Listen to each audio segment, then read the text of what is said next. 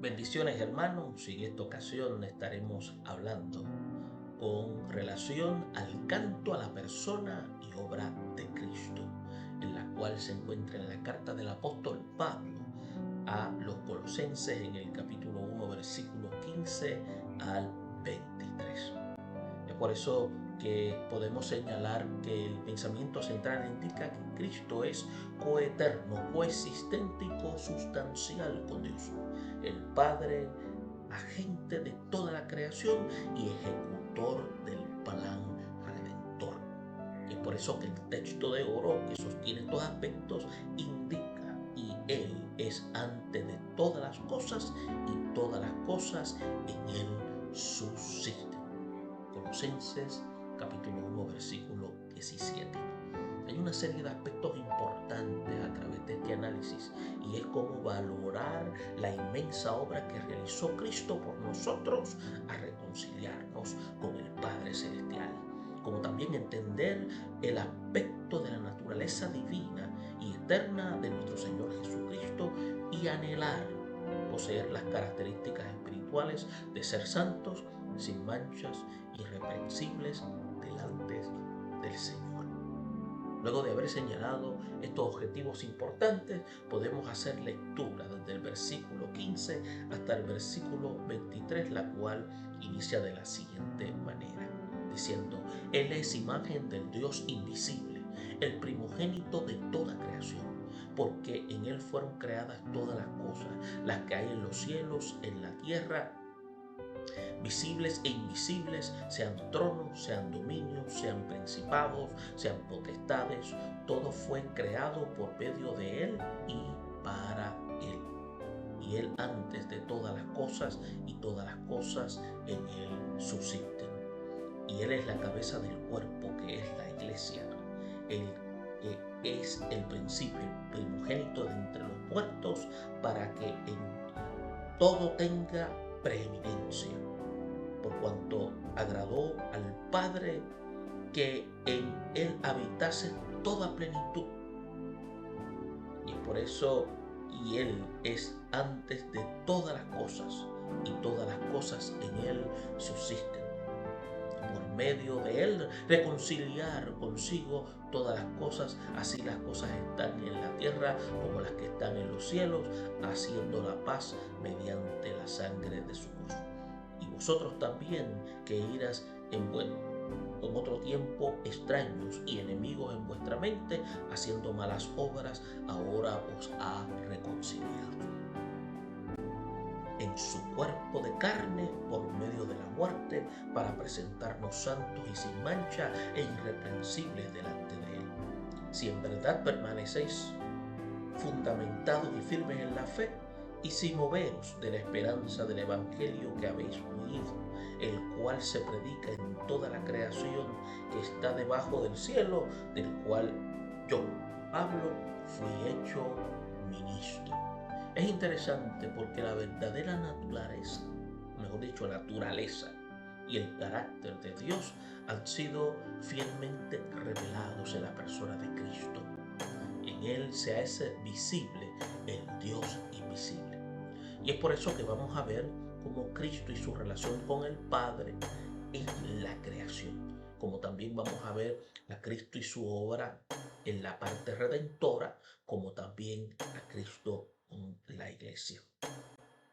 Muchos de nosotros sabemos que la carta a los Colosenses, y especialmente en estos versículos 15 al 23, es probablemente el pasaje de carácter cristológico, de carácter más profundo en las Escrituras. Aquellos que dominen bien el contenido del pasaje, de lo que indica también la carta de Filipenses en el capítulo 2, versículos 5 al 11, como también Hebreos 1, vamos a lograr a tener lo que se llama un entendimiento más claro de la naturaleza eterna de Cristo y el significado redentor de su muerte en la cruz. Es por eso que respecto a Colosenses, a los versículos que acabamos de leer, por causa de este aspecto incomparable, su profundidad cristológica y de carácter también soteriológico, entiéndase de aspecto salvador, que es lo que se refiere el término soteriológico, ¿no? Y de sus afirmaciones respecto a la relación que existe entre Cristo y Dios y el Padre, y Cristo y el universo, y Cristo y la iglesia. Es por eso que los especialistas que trabajan en este aspecto de las Sagradas Escrituras han dado lo que se llaman explicaciones entre ellas. Y una es que fue un canto de la iglesia primitiva que Pablo incorporó en la carta. Los que afirman esta teoría dicen que los versículos 15 al 20 del capítulo 1 de Colosenses ya existía en una forma de himno antes que Pablo escribiera la carta, y que Pablo lo encontró apropiado para incorporarlo en los colosenses. El autor de esta lección sostiene que el apóstol Pablo es el autor de este pasaje y que después él mismo se convirtió en un canto de la iglesia primitiva. Hay razones para probar esta afirmación que son bien técnicas y complejas para darla a través de este momento, pero en algún tiempo podamos hablar sobre el mismo. Otro aspecto es que fue también un credo recitado por la iglesia primitiva antes de tomar la cena del Señor. Y es por eso que la Biblia contiene aspectos y varios credos desde el libro de Deuteronomio hasta Apocalipsis. Y por medio de estos credos se confesaban los puntos religiosos más sobresalientes que sostenía el pueblo de Dios. Y la iglesia primitiva afirmaba por medio de los artículos de fe sus convicciones religiosas, y también, pues bien, hay frases firmes para sostener que Colosenses capítulo 1, 15 y 20 fue recitado por los creyentes primitivos en sus cultos dominicales antes de tomar la cena del Señor, y probablemente por los candidatos al bautismo antes de ser sumergidos en las aguas. Y por eso que es necesario que veamos con verdadera reverencia uno de los pasajes bíblicos más elocuentes. Cuando analizamos el versículo 15, el pasaje empieza afirmando que el amado es la imagen del Dios invisible, la verdadera naturaleza y el carácter de Dios, en la cual han sido fielmente revelados en Él, es decir, en Cristo, que se ha hecho visible el Dios invisible. No obstante, tanto como en el Antiguo y el Nuevo Testamento se afirma que con plena claridad que nadie ha visto a Dios. Y es por eso que la descripción de Cristo como la imagen de Dios equivale a lo que el apóstol declara en otra de sus cartas, que Cristo, siendo en forma de Dios, no estimó ser igual a Dios como a cosas que aferrarse. Eso lo podemos encontrar en Filipenses 2, capítulo 6. En esta carta de los Hebreos también encontramos dos expresiones que comunican la misma idea. El cual, entiéndase a Cristo siendo el resplandor de su gloria y la imagen misma de su sustancia. Y podemos entender que todos estos términos mencionados, imagen, forma, resplandor, misma sustancia, indican que Cristo posee la misma naturaleza divina que es intrínseca en Dios Padre. En la iglesia de Colosas se habían infiltrado lo que se llaman varias herejías, y una de ellas era el origen gnóstico, que enseñaban que Cristo no era más que una de las muchas emanaciones de las deidades intermediarias de varios rangos entre la humanidad y los dioses, y de manera que nuestro Señor Jesucristo era reducido a la categoría de emanación, igual a otras muchas que habían en el universo, y convertido en parte de la creación misma. Pablo abre el pasaje afirmando con sólida convicción que Cristo participa de la misma naturaleza, y naturaleza divina y existencial de Dios, que es el Padre. Y es por eso que en el versículo 15 vemos cómo Pablo establece un sólido fundamento sobre el cual le levanta lo que se llama la gloriosa estructura de su cristología. Entiéndase entonces quién es Jesucristo. En el versículo 16 y 17 se establecen verdades cristológicas en relación relación a la creación. Por ejemplo, en Cristo fueron creadas todas las cosas. Todo fue creado por medio de Él, para Él, en Él, antes de todas las cosas, y todas las cosas en Él subsisten. También en el versículo 15, Pablo habla de la relación de Cristo con Dios el Padre, y ahora en el versículo 16 o 17, mejor dicho, habla de la relación con el universo. En otras palabras, primero establece lo que nosotros llamamos una relación entre la deidad, luego una relación con el universo. Y es por eso que la argumentación de Pablo en contra de la herejía gnóstica sigue un orden eminente y lógico e inteligente. Y una vez establecida la deidad de Cristo, pasa a tratar el lugar que tiene Cristo con el universo, y no solamente con el planeta Tierra, sino con todo el cosmos. No solo con el universo material, sino también el espiritual, el invisible. Es por eso que la idea es, a manera de pregunta, ¿y qué es del universo? ¿Es autoexistente? ¿Es eterno como Dios? ¿Ha existido siempre como enseñaban los filósofos? Entre ellos Aristóteles, según la cosmogonía gnóstica, el universo es eterno y tiene espíritu. Y esta vieja herejía era promovida en nuestros días por los que conocen lo que algunos llamaban en aquel tiempo la nueva era. Pero había que reverenciar y dar culto a los ángeles, a los hombres, a los animales, la naturaleza. Y era dar adoración a la creación. Y todo esto era un acto de abominación ante Dios.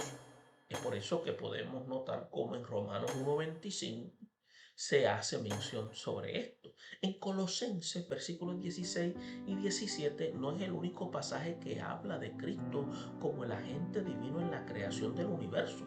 También se afirma, también en el Evangelio de Juan, en el capítulo 1, versículo 3, como la primera carta a Corintios en el capítulo 8, versículo 6, Hebreos 1:1, que la creación de Dios con su elección de los redimidos y tiene lugar en Cristo, y no hay nada que haya sucedido fuera de Él.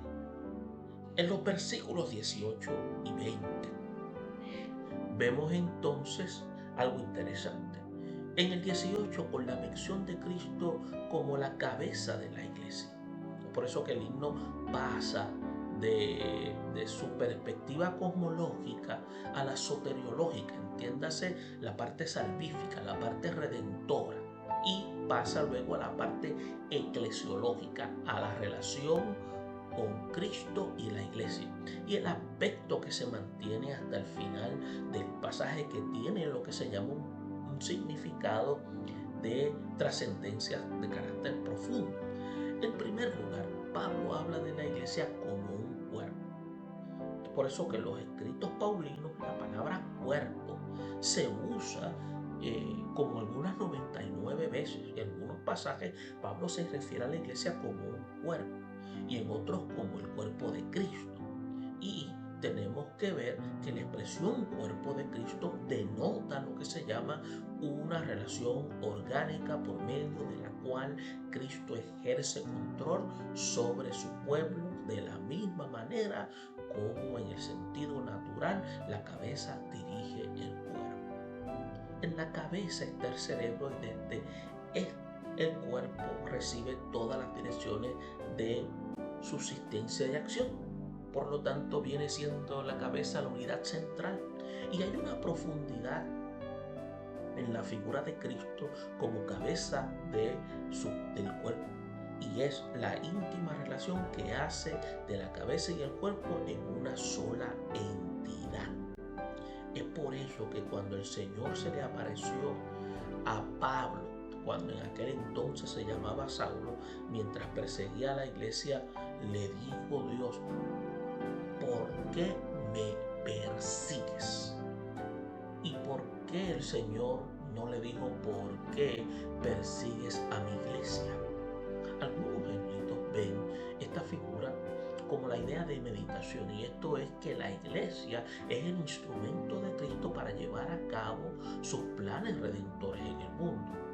Lo que es así, entienden la figura y añaden diciendo que la iglesia es una agencia divina por medio de la cual los beneficios celestiales son comunicados al mundo.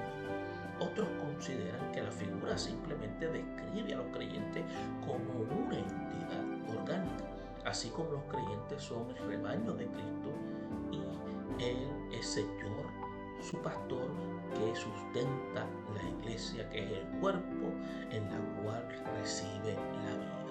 En los versículos 19 y 20, especialmente cuando iniciamos en el 19, tiene que ver lo que se llama la relación que existe entre Cristo y Dios el Padre. Este texto se ha traducido de muchas formas, pero todas ellas ha enfatizado lo que se llama la plenitud de Dios, que radica en Cristo, porque agradó al Padre que en Él morase toda la plenitud. Y la plenitud se agradó sumamente en tener su residencia en Él. En Él toda la plenitud de Dios se agradó en morar. Entonces estamos viendo diferentes expresiones en diferentes versiones bíblicas. Entonces, esto puede ver que hay un paralelo. Y aquí cuando dice porque en Él, entiéndase en Cristo, habita corporalmente toda la plenitud de la deidad.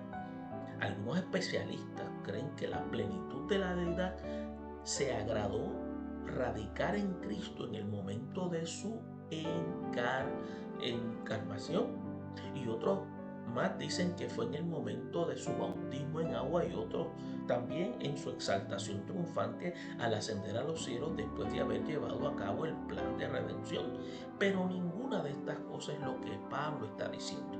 El apóstol está hablando de una situación que antecede la manifestación corporal de Cristo para salvar al mundo, y se refiere a la plenitud de la deidad que, es importante, reside en el Hijo desde antes de la creación del universo. En el versículo 20, que también ha sido un objeto de muchas variaciones por las interpretaciones, el autor del análisis tiene enfrente a sus ojos, tenemos que ver que hay por lo menos algunas distinciones que en un solo comentario de la Biblia se dan. La pregunta surge de la siguiente forma: ¿en qué sentido Cristo reconcilió consigo todas las cosas, así las que están en los cielos como las que están en la tierra, haciendo la paz mediante la sangre de la cruz? Una pregunta. Ahora, por motivos de espacio, vamos entonces a resumirla. Y es que los eruditos bíblicos más responsables, más confiables, indican que nos parece la explicación más razonable la palabra reconciliación, porque posee lo que se llama una connotación de lo que se llama restauración, sujeción, pacificación. Es por eso que cuando podemos decir que por la muerte de Cristo el mundo ha sido restaurado en potencia a lo que fue en su forma original, lo cual obtendrá su consumación definitiva cuando Cristo venga por segunda vez. Ahora, los poderes del mal ya han sido vencidos. No afectan a los hijos de Dios cuando viven sumisos a Él. Y estos poderes serán arrojados al abismo el día del juicio final. Ahora, es importante también ver cómo en los versículos 21 y 22, cómo Pablo se dirige y presta su atención a los miembros de la iglesia de Colosas. En el 21 se pasa a la aplicación práctica de la obra reconciliadora de Cristo de una forma directa a los de Colosas. En el 21 se abre con unas palabras que son enfáticas cuando dice: y a vosotros también. Este aspecto, que es de carácter personal y experimental del sacrificio de Cristo, es fundamental en los autores del Nuevo Testamento, porque ¿de qué hubiera aprovechado a los colosenses que Cristo hubiese corregido las irregularidades del universo si no hubiese afectado personalmente su vida? Las causas redentoras que se mencionan en los versículos 21 y 22 son, escuche bien, su sangre, la sangre de su cruz, su cuerpo de carne por medio de la muerte. Entonces, ¿y los beneficiados directos quiénes son? Y la respuesta a la pregunta viene siendo nosotros, los creyentes. Por eso es que dice nos ha, entiéndase los creyentes. Por tanto, además de beneficiar, también el universo se beneficia de la muerte de Cristo y los que creen son los que reciben el beneficio mayor de esa trascendencia. Ahora, como se indica cuando hacemos análisis, hay expresiones que son muy comunes en escritos que conllevan una carga teológica importante para el Evangelio. Por ejemplo, cuando se dice eras en otro tiempo y ahora, ¿entiendes? ¿Estamos claros? Y cuando usa esa expresión dice, y a vosotros también que erais en otro tiempo extraños y enemigos en vuestra mente, ahora os ha reconciliado. Entre otros muchos pasajes también de Pablo, también que demarcan con fuerza el pasado del creyente con el presente.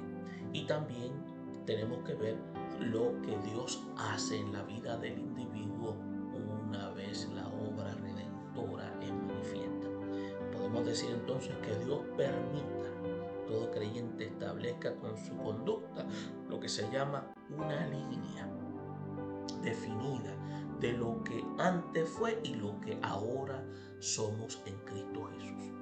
Ahora, también para entrar en el versículo 23 tenemos que entonces ver que en el versículo 22 se señala lo que se llama una finalidad muy específica por la cual Cristo muere de manera ignominiosa para presentar a los redimidos delante de Él, entiéndase los santos, sin mancha, irreprensibles. Entonces, ¿cómo se puede notar en el Evangelio? No es una filosofía, no es una teoría hueca para satisfacer los apetitos curiosos. También el Evangelio es eminentemente práctico.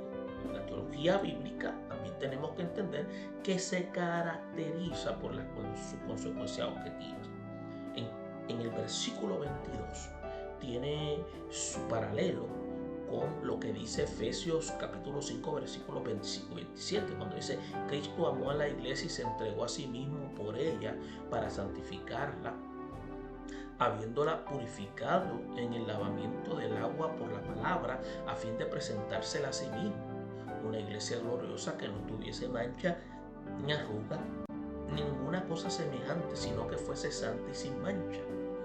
Dios permita, antes que sea demasiado tarde, que la iglesia pueda despertar y comprender con verdadera convicción los objetivos por los que Cristo murió y por los cuales salva a los que creen. Desgraciadamente, ser santo, sin mancha e irreprensible son, entiéndase, prioridades de la iglesia contemporánea.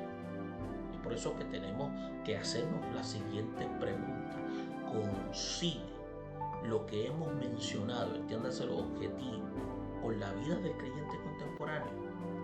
También hay relación entre la palabra de Dios estipulada y muchas de las actividades con las cuales la iglesia, principalmente la juventud, son entretenidas. Conducen muchas de las actividades y programas de la iglesia a los que los creyentes sean santos, purificados y gloriosos e irreprensibles, sin manchas, sin arrugas, a fin de ser presentados delante de Cristo como verdadero, lo que llamaríamos orgullo espiritual. Ahora, nuestro análisis concluye con una seria advertencia. Si en verdad, escuche bien, permanecéis fundados y firmes en la fe y sin moveros de la esperanza del Evangelio, tenemos que ver que entonces Pablo utiliza 4 términos que son fundamentales en la peregrinación cristiana. 1, permanecer. 2, estar fundados. 3, estar firmes. 4, no moverse de la esperanza del Evangelio. Es por eso que los privilegios conllevan responsabilidades. El Señor ubica a los creyentes en la palma de la mano, pero demanda que no se salgan de ella. El Señor santifica con su sangre y su Espíritu Santo, pero exige que no se vuelva uno a ensuciar y coloca en el camino derecho que conduce a la vida eterna, pero le pide al cristiano que no se desvíe por la senda torcida y lo ubica en la luz gloriosa de Dios, pero le advierte acerca del peligro y de no tornar a las tinieblas. Y cuando habla la Escritura sobre el tema de cuidar la gran salvación que Dios nos da, la pregunta surge: ¿estamos nosotros haciendo la parte que nos corresponde a fin de no descuidar nuestra salvación tan grande? Es por eso que lo que hemos hablado, estos pasajes, hemos analizado y podemos decir que contienen lo que se llaman afirmaciones cristológicas profundas que se encuentran en toda la Escritura, y probablemente sea un tratado cristológico con mayores afirmaciones que se encuentran en toda la Escritura. Ahora, también tenemos que ver que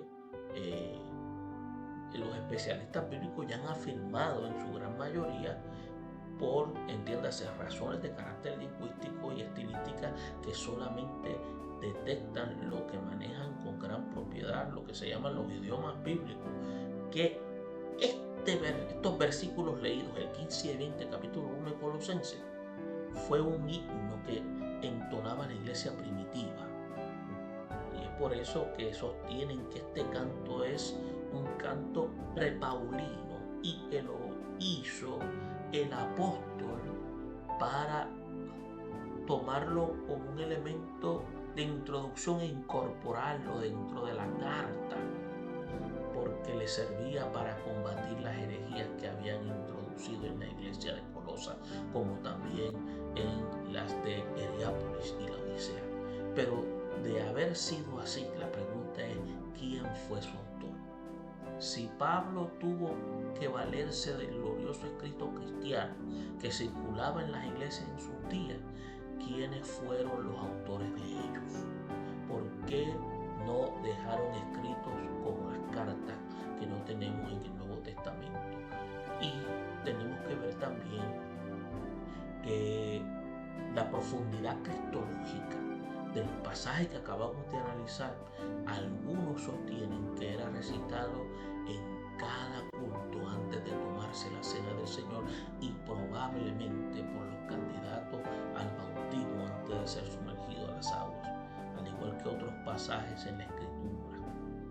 Es por eso que en el Nuevo Testamento se contiene mucha información de fe en estos documentos en la cual llamamos credo, con las cuales los nuevos convertidos y la iglesia en general confesaban sus puntos fundamentales de su experiencia religiosa y su fe en Cristo Jesús. Y algo ha desaparecido de la iglesia contemporánea. Y muchas iglesias en nuestros días se jactan de no predicar doctrina y malinterpretan lo que es doctrina. Y doctrina no es una abstracción filosófica o religiosa, no es una afirmación obcecada y caprichosa de una determinada creencia. Doctrina viene en un sentido de una declaración verbal de verdades espirituales que han sido reveladas en Cristo Jesús. Y en nuestro análisis vimos la relación que hay desde la eternidad en Cristo y el Padre. Cristo no fue creado, no es inferior a la naturaleza del Padre, y desde la misma eternidad estaba con Dios y era Dios. Y también tenemos que ver que después vimos la relación de Cristo con el universo, con el cosmos en general, y no es parte de él. ¿Por qué? Porque tenemos que ver que por medio de él fue hecho, y no solo el mundo inanimado, sino también los seres humanos y los angelicales. Y por último, vimos la relación de Cristo con la iglesia. Por causa de su muerte, ha reconciliado a los que creen y los habilita para que sean santos, sin manchas y que sean irreprensibles. Esperamos que el análisis de esta carta a los colosenses, de este capítulo parte de Dios en la persona de Cristo expresada en la pluma.